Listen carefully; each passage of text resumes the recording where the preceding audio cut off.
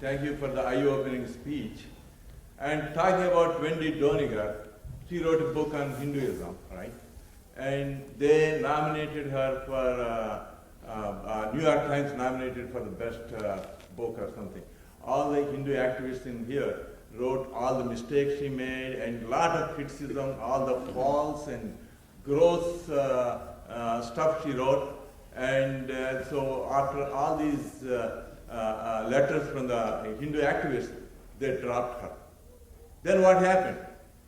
So in India, Indian Express writes, and all these eminent people, some of them former ambassadors, and one of them I can remember is Narayana Murthy. How can the temples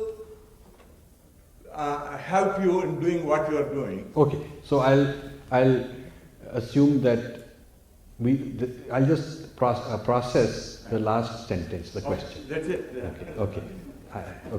That's all I'll process. How can the temples do this?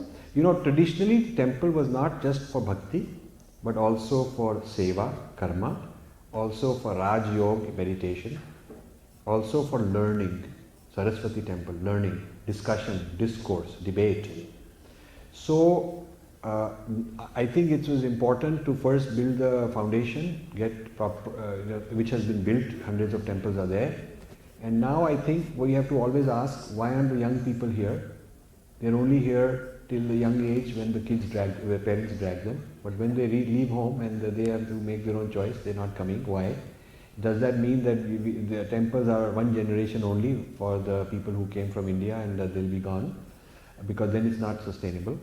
I feel that the component of learning, the component of understanding the world through Hindu eyes, the component of being able to answer back about our history, about what it means, what are the frequently asked questions, how to answer them, what are the frequent misunderstandings, how to answer them, how to speak properly and proudly as a Hindu on contemporary issues, training all this, workshop for this, and making Hindus more aware about current issues is very important part of what a mandir should do.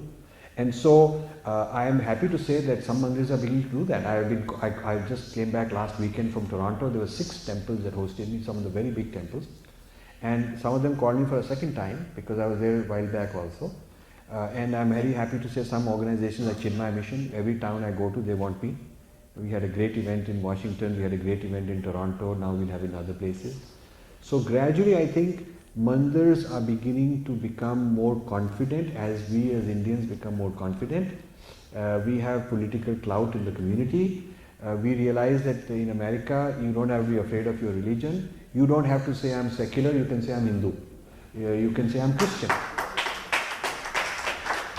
This is a land which says everybody has the right to have their religion, especially one that respects others, that believes in pluralism, that believes in mutual respect, has no reason to be ashamed, has no reason to hide behind we are secular. You can call this a Hindu establishment. You can file for a religious organization and call it a Hindu organization. You can even say this is for worship of this particular deity. You can do that specific also. Just like you can be a particular branch of Protestant religion. Nothing wrong with that. Any faith, there is pagan worshippers who believe in worshipping something very specific. Absolutely allowed in this country. You have no reason to feel that you are less American because you are Hindu. No reason to fear that way. So we need to understand our laws better in the United States and be able to use them. We need to have more confidence, and it's up to the temples as leaders of our civilization and our society in this country to organize, for intellectual leaders, not just a 1 hour, 2 hour talk, but like a workshop, a real indoctrination workshop. I'm happy to come and give you long PowerPoints on very detailed issues. This is our position, this is our position, when we have more time. And then train teachers who can then teach it further. I'm happy to do that.